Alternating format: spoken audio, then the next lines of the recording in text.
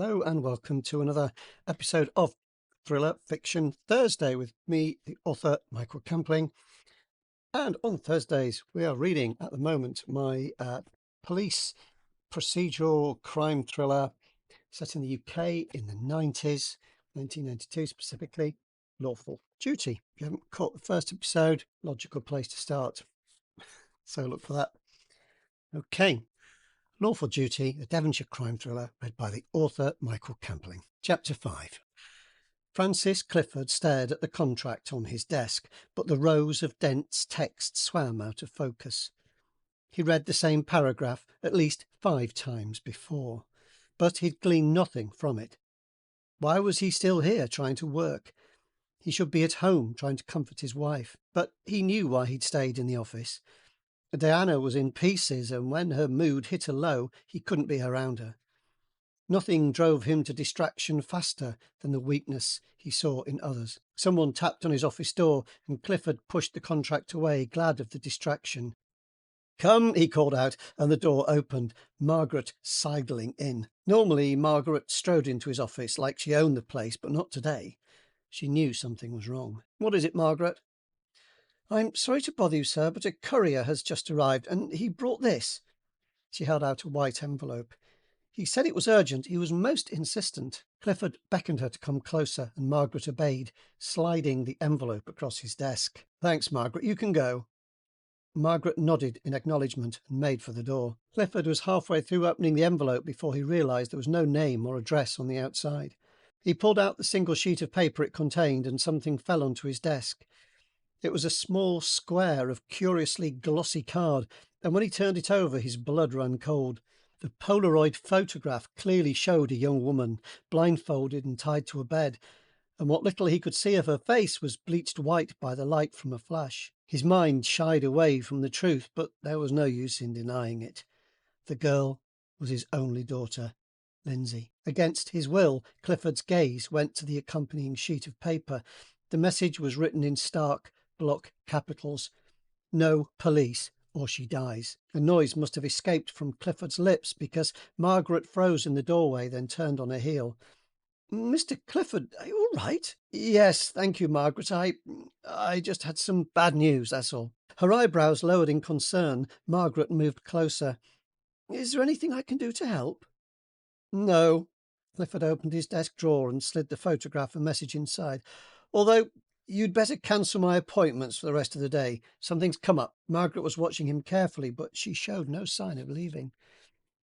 "It's something to do with those policemen, isn't it? Has something happened?" "No, it's nothing to worry about." With an effort, Clifford made his voice neutral. "Margaret, who brought that envelope? You said a courier. Was it one of the regulars?" "No, sir. I didn't recognise him at all. He was one of those motorcycle types, and he kept his helmet on the whole time. I barely got a look at him." "Did he say what company he was from?" Margaret shook her head. "I tried asking him what the letter was about, but he wouldn't say. He was in a rush, and he was rather brusque, rude even. He just kept saying it was very urgent and must be given directly to you without being opened." She bowed her head a little. "I gave in, I'm afraid. It seemed like the only way to make him leave. I hope I didn't do the wrong thing." "No, you were right to bring this to my attention." Clifford pushed himself to his feet, but the floor swayed beneath him, and he pressed a hand against the desk to steady himself. "Oh dear," Margaret murmured. "Mr. Clifford, I hope you don't mind me saying this, but you don't look well. You don't look well at all." "I'm fine. It was a dizzy spell. I must have stood up too quickly." Clifford took a breath. "I'll be leaving early today, Margaret. In fact, I'm going home now. As soon as you've cancelled my appointments, you can take the rest of the day off." "Oh, but—" "I mean it, Margaret," Clifford interrupted. "Once you've cleared my schedule, go home or do some shopping. Whatever you want. You'll still be paid, naturally." "Very well, Mr. Clifford. Your only important meeting this afternoon was with Councillor Jeffreys, but I'll speak to his secretary. Should I make another appointment? You know what they're like at the council. They like plenty of notice." "Yes, fine. Fix something for the end of the week."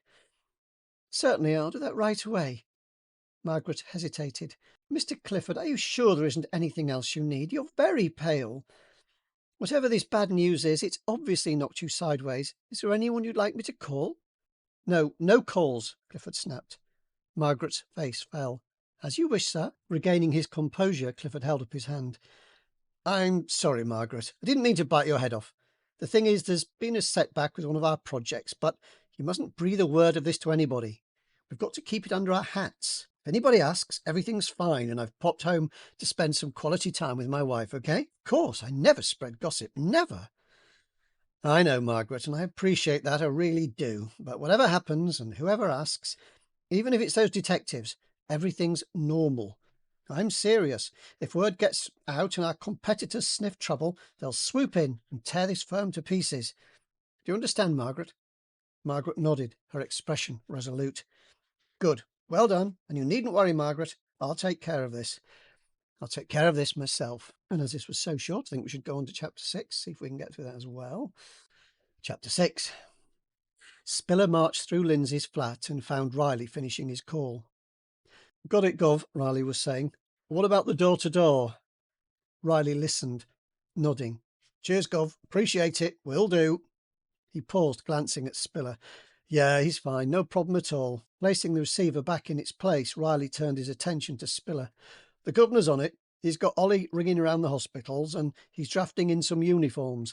They'll start the door-to-door. So you never know your luck. Somebody might have seen or heard something. Won't they need a photo of Lindsay? Spiller asked. We ought to get it photocopied. Riley looked faintly amused. We're not trying to see if she's been here. This is where she lives. Her neighbours know what she looks like. It's strangers we're looking for, especially if they came and went in the dead of night. I suppose so, but wouldn't it be better if... Never mind what you've seen on Miami Vice, Riley interrupted. Flashing a photo has its uses, but not here and not now. Come on, we'll go downstairs and talk to our immediate neighbours. If there was any rough stuff up here, they'll have heard it. He raised a warning finger. You contradicted me just now, and that's fine when it's just you and me. But I don't want any of that in front of a witness. Let me do the talking, Tim. All you have to do is watch and listen, okay? Without waiting for a reply, Riley made for the stairs and Spiller trailed after him. At the next landing, Riley rapped on the door of flat 2, and it was opened a moment later by a young woman with a mop of blonde curly hair. Police, Riley said, showing his warrant card. Can we have a word, love? The young woman's gaze darted from Riley to Spiller and back. It's all right, Carol, Spiller said. It is Carol, isn't it? Carol Whittaker? We got your name from your landlord, Mr. Clifford. He gave us a key to Lindsay's flat. Right, yes, I'm Carol. What is it you want? A few minutes of your time, if you don't mind, Spiller said quickly before Riley had a chance to speak. He could almost see the need for action coming from D.S. Riley. The man was like a coiled spring, and it was unsettling Carol no end. You're not in any trouble, Carol, but we do need to speak to you, Spiller went on. It would be best if we can talk now and get it over with. I suppose that'd be all right, Carol said. Is it about Lindsay? I saw Mr. Clifford, earlier. He asked if I'd seen her. He looked upset. Is something wrong? We'd better talk inside, Riley replied. It's important. Come in, then. Carol stood back and ushered them inside. Like the flat above, the door gave onto the lounge, but the room was smaller than Lindsay's and less well furnished. The floor was covered in hard-wearing carpet tiles in a dull shade of dark brown, and the beige curtains were thin. Like the entrance hall and the stairwell, the walls had been papered with wood chip and painted magnolia. One corner had been given over to a small dining table and a couple of chairs.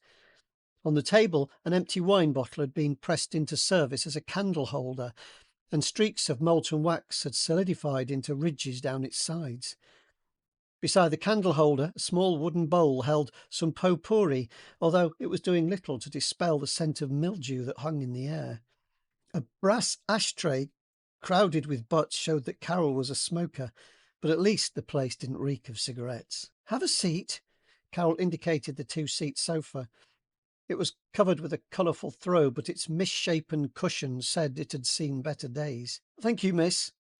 Spiller lowered himself cautiously onto the sofa, its springs complaining as they sagged beneath his weight. Spiller leaned forward rather than trust the backrest, and he was glad when Riley chose to perch on the sofa's arm. Carol pulled one of the chairs from her dining area and sat facing them, her hands in her lap. Spiller whipped out his notebook and pen. Is that Whittaker with 1T? That's right. Have you lived here long? Riley asked. Oh, it must be 3 years now. Longer than Lindsay. She's only been upstairs for about a year. Before that, we had a bloke named Jim. He was all right, but he played music at all hours. Blur, mainly. And he brewed his own beer. The place smelt like a brewery. As soon as you opened the front door, it hit you. So you were pleased when Lindsay moved in, Spiller suggested. Carol half shrugged. Lindsay's nice enough. You don't sound too sure, Riley said. Is that because she's the landlord's daughter? Not really. To be honest, I don't really know her that well. Carol hesitated. Is she all right? That's what we're trying to establish, Riley replied. At the moment, we don't know where Lindsay is, and we'd like to make sure she's not in any bother. Anything you can tell us might help, so don't hold back. What's she like? Carol shifted uncomfortably on her chair. She's a bit up herself, if you know what I mean. Like, she thinks she's better than other people. Better than me and my mates, at any rate. So you weren't friends, Spiller said. But was there more to it than that? Did you fall out? No, nothing like that. Carol's hand went to her chest. Don't get me wrong, we got on okay. We said hello when we passed on the stairs, but we didn't hang around together. I tried to be friendly at first. I invited her in for coffee, but she said she was busy. So I asked her again one night. I had a couple of friends around, so I invited her in for a glass of wine, but she said she was going out. She went out a fair bit. I suppose she could afford it. Did she ever say where she went? Riley asked. Carol thought for a moment, then shook her head. I don't think she went to the pubs around here. All I know is she'd come home late sometimes. I'd hear her on the stairs, and it'd be 1 or 2 in the morning, so she must have been out at a club or something. Sometimes I'd hear a car outside and voices calling out, like maybe her friends were dropping her off. Did you ever meet any of her friends? No, but I talked to her boyfriend a few times. Tony. Carol smiled as if at a secret. A nice-looking lad, is he? Riley asked. Carol stifled a giggle. He's all right. He's got something, but he's punching above his weight with her. I understand he's an estate agent, Spiller said. Carol looked impressed. Oh, I didn't know that. He doesn't act like an estate agent. He's more rough and ready, a man's man. I presume Tony visited Lindsay fairly often, Riley began. How do you think they got on? Same as any couple. You'd hear them talking, having a laugh, singing along to the music. He's got a nice voice, Tony, deep. He can carry a tune. You said they're like most couples, Riley said. Most couples have rows. Did they ever argue? Carol smiled wistfully. Now and then. If they raise their voices and I haven't got the telly on, I can hear every word they say, but it's nothing bad. You know, they're making something out of nothing, the usual. Go on, Spiller said gently. There was a pause before Carol replied. I don't want to give you the wrong idea, but Tony's a bit of a lad. Sometimes it sounded like she'd want to go out, but he'd be watching the football on the telly. I'd hear the cheering and all that, and when somebody scored a goal, he'd raise the roof and she'd moan at him. Other times she'd want him to stay in with her, but he'd want to go out with the lads. That never ended well. She'd yell at him and he'd storm off, slamming the door. And then she'd put some music on, and once or twice I heard her crying. I would have gone up, but she wouldn't have wanted to talk to me. Riley sent Spiller a meaningful look, and Spiller put Tony Carter's name at the top of his to-do list. This is all very helpful, Spiller said. When did you last see Lindsay? Like I told Mr. Clifford, it was Saturday, about 5 o'clock. I passed her by the front door. I was going to work, and she was coming in with a carrier bag. I think she'd been to the shop around the corner. They sell all sorts. It's a bit pricey, but it's handy when you've run out of milk or whatever. How did Lindsay seem? Spiller asked. Carol shrugged. Happy, I guess. She said something about it being Saturday night at last. It sounded as if she was looking forward to going out and having fun. Riley sent Carol a smile. How'd the other half live, eh? There she was, getting ready for a night on the town while you were heading out to work. Yeah, but that's the way of things, isn't it? She comes from money, but I never held it against her. If I had a few quid, I'd wear designer jeans and get my hair done somewhere decent. Good luck to her. Where do you work, Carol? Riley asked. I work at a pub, the Mount Radford on Magdalen Road. I'm usually behind the bar. The money isn't great, but it'll do until something better turns up. I know the Mount Radford, Riley said. It's a nice pub. What time did you get home? Carol puffed out her cheeks. Nearly midnight. I was knackered. I went straight to bed. Did you hear Lindsay coming out? Spiller asked. No, I was dead to the world, although... Carol frowned, looking down at her hands. Spiller leaned even further forward, watching her intently, and from the corner of his eye he saw Riley doing the same. Finally, Carol looked up. I'd almost forgotten. I was half asleep and I wasn't sure if I imagined it, but I think I heard voices. It might have been Lindsay. She brightened. And there was definitely a car. I heard the door slam and then it drove away. If I hear a noise in the night, I always look at my watch, Spiller said. Did you do that, Carol? Carol started to shake her head, but changed her mind. I went straight back to sleep, but I did get up a bit later. I was thirsty, so I went to the kitchen, and there's a clock. It was about 3 in the morning, so the van must have been a bit before then. The van? Spiller asked. A minute ago you said you heard a car. Oh, yeah, I don't know what I was thinking. It's not like I saw anything. I didn't look outside. Van doors can be quite loud, Spiller said. Sometimes the doors slide along the side, and that makes quite a distinctive sound. I know what you mean, but I don't remember. Sorry. That's all right, love, Riley said. What about other noises from upstairs on Saturday night? Did you hear anyone moving around up there? No, not since the afternoon. I thought she might have gone away for a bit. It's been as quiet as the grave. Carol shivered. It's nothing like... I mean, something hasn't happened to Lindsay, has it?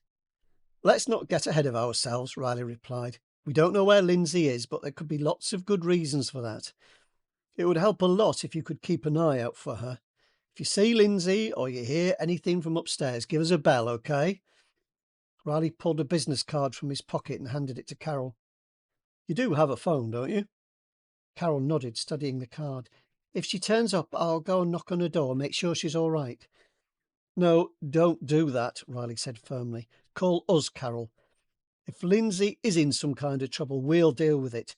You'd be better off steering clear. If you're sure, but it seems a bit... Carol's eyes grew round. Should I be worried? No, love, but you should be careful, Riley said. Better safe than sorry. You do keep your door locked, don't you? Always. There you go, then. Riley stood, straightening his jacket. Right, we'll leave you in peace, Carol. Thanks for your time. You've been a great help. Yes, thank you, Carol. Spiller rose from the sofa, glad to be free from its clutches. Look after yourself. Yeah. Carol stood, Riley's business card held in both hands at waist height. I'll see you out. Carol escorted Spiller and Riley to the door. Riley warned her that a team would be visiting flat 3 to take fingerprints. He assured her it was nothing to worry about, and they took their leave. There was no answer when they knocked on the door of flat 1, and when they stepped out onto the pavement, the curtains were closed at the ground floor windows. Maybe they've gone away, Spiller said. Maybe. Of course, we probably have the key on that bunch Clifford gave us. Spiller wrinkled his nose. We can't let ourselves in, though, can we? We've no grounds for a search. Just testing, Tim. Anyway, the uniforms will catch up with them when they start the door-to-door. If there's still nothing doing, we can pop back later. In the meantime, we'll get out of here. They climbed into the car, but Riley didn't start the engine. He stared out through the windscreen, his hands on the wheel, and said, You had a lot to say when we were talking to Carol. What were you playing at? Sorry, Spiller replied. I didn't mean to step on your toes. I'm not bothered about that. What was all that stuff about van doors? I was trying to jog her memory. A sinking feeling stirred in the pit of Spiller's stomach. He had an idea where he'd gone wrong, but no doubt his colleague was about to set him straight. You don't ask leading questions like that, lad. Never. People might think they have good memories, but they don't. Start putting ideas into their heads and you'll get nowhere. Even if you turn up something useful, it'll never stand up in court. Defence lawyers can smell that kind of thing a mile off, and they'll run a coach and horses through it. Believe me, I've seen it happen far too often. Spiller wanted to say that it was Carol who'd first mentioned a van, but there were times when you had to stay quiet and accept what was coming. Riley turned to Spiller and looked him in the eye. You're keen, lad, that much is obvious, but you need more than that. If you want to get on in CID, you have to be smart and you have to be patient. And another thing, we might not stand on ceremony in our nick, but just because we don't bow and scrape, it doesn't mean we take no notice of rank. I'm a DS and you're a DC. Never forget that. No, I won't. Riley sighed. Bloody hell, you look like you've lost a pound and found a penny. Listen, Tim, this is nothing personal. You seem all right and I reckon you'll fit in, but this morning, when you said you have a lot to learn, you were dead right. You're new, and we'll all cut you a bit of slack, but not too much and not for too long. So the next time I tell you what to do, take heed, lad. All right? Spiller nodded. Yes, Detective Sergeant. Paddy. Sorry, yes, Paddy. Right. Riley started the engine and pulled out into the road. Now, I reckon it's about time we had a word with Tony Carter, don't you? Definitely, Spiller said. I don't like the sound of him at all. We'll keep an open mind, but Riley glanced at Spiller. You probably know what I'm going to say, don't you? When there's foul play, the perpetrator is often someone known to the victim. Riley laughed under his breath. I was going for, it's always the boyfriend, but it amounts to the same thing, lad. It amounts to the same thing. Phew, that's the end. We made it through 2 chapters with a fairly large number of gaffes on my part. So sorry about that. I do my best. The audio podcast, you might be listening to it. I don't know where you're doing this. It's in all the usual places, Spotify and so on, and all the other kind of podcasty places. The video is, of course, on YouTube, and the podcast is also on YouTube Podcasts. If you want to look for the book, look for Lawful Duty by Michael Campling, a Devonshire crime thriller. Currently, ebook is in Kindle Unlimited on Amazon. You can also get the ebook via various library services, so look out for that. Paperback more widely available. Whether I'll keep it in that Kindle Unlimited scheme over coming weeks is doubtful, because I'd like to be in all the other stores, because I like all the other stores. What else can I say? Thank you so much for listening, turning up and taking the time. I really do appreciate it. Sorry I make mistakes during it. I do my very best, but it's tough when you've got a camera and a microphone on you to get it all right. So I hope you enjoyed it. Thank you so much. Subscribing is wonderful. Likes and comments are great. It's just nice to know if somebody says they enjoyed it. It's nice to hear that. It keeps me going. I'd like to make my way through the whole book, but we'll see how that goes. I guess if we don't get enough people, then I'll probably start to get demotivated, but let's hope we can keep it going. So if you do comment, like, subscribe, sharing is even better. It's all good stuff. Helps people to find it. If you enjoyed it, maybe someone else will enjoy it, and you can share it around. So a good place to find all the links and all the podcast episodes and the other podcasts, because there are currently 4. Mystery Fiction Monday, Time Travel Fiction Tuesday, Nothing on Wednesday, Thriller Fiction Thursday, and Science Fiction Friday.